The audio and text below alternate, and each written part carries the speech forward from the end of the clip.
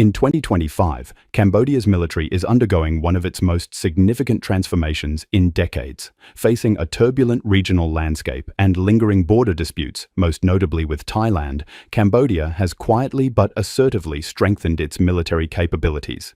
At the core of this modernization is an increasingly close defense relationship with China. Cambodia's Royal Armed Forces, known as the RCAF, are leaning heavily on Chinese systems to modernize their aging Cold War arsenal. From powerful long-range rockets to advanced air defense systems, the upgrades reveal a clear focus: defense, deterrence, and strategic autonomy. Let's begin on the ground. Cambodia's armored corps includes Soviet-era T-55 and T-54 tanks, alongside Chinese Type 59 and Type 62 light tanks. Over 400 of these battle tanks, though outdated by Western standards, remain rugged and reliable across Cambodia's varied terrain, from jungle to mountainous borderlands. They're supported by aging but functional armored personnel carriers, including M113s and BTRs inherited from past conflicts. These are well suited for Cambodia's key mission: internal stability and border control. But the real leap in firepower lies in artillery.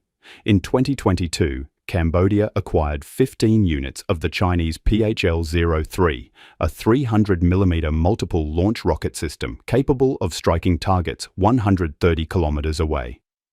Plans are underway to expand this arsenal to 60 units, signaling a long-term investment in long-range precision firepower. Supporting the PHL-03 are dozens of Type 90B and PHL-81 systems, as well as the ubiquitous BM-21 Grad. Cambodia operates over 200 of these 122mm Soviet-era launchers. For mobility and lighter operations, the Army retains a fleet of Type 63 and BM-14-16 rocket systems, and it doesn't end there. In 2025, the Chinese SH-1155mm self-propelled howitzer entered Cambodia's inventory, offering much-needed mobility and accuracy to its artillery units. Turning to air defense, Cambodia has no illusions about fighting high-tech wars. Instead, its strategy centers on point defense systems to protect key military installations and cities. Since 2023, Cambodia has deployed 4 KS-1C medium-range surface-to-air batteries, Chinese systems capable of intercepting aircraft and cruise missiles. Complementing this are hundreds of man-portable air defense systems, including the FN-6 and the newly delivered QW-3, unveiled in early 2025. The QW-3's semi-active laser guidance now allows targeting of drones and low-flying threats with higher precision. The RCAF has also enhanced command and control.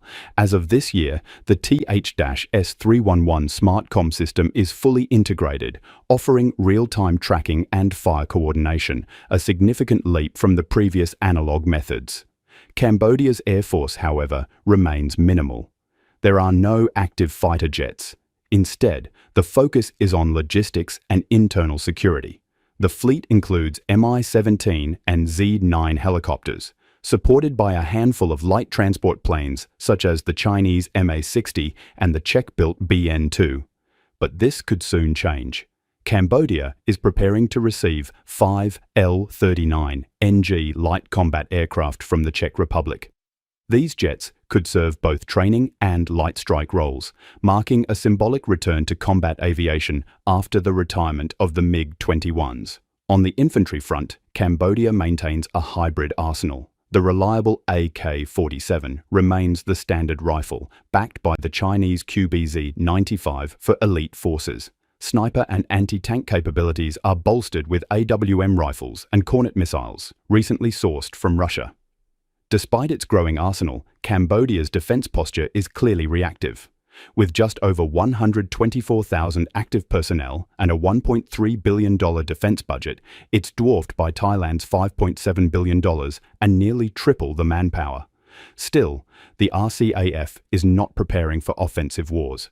Instead, its focus lies on fortifying strategic borders, especially in flashpoints like the Ta Mon Tom Temple, where skirmishes and artillery exchanges with Thailand occurred as recently as this year.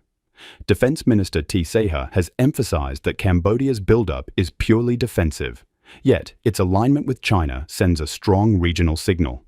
As Southeast Asia navigates old rivalries and new geopolitical pressures, Cambodia's military evolution raises essential questions. How will its neighbors react, and what role will China play in shaping regional balance?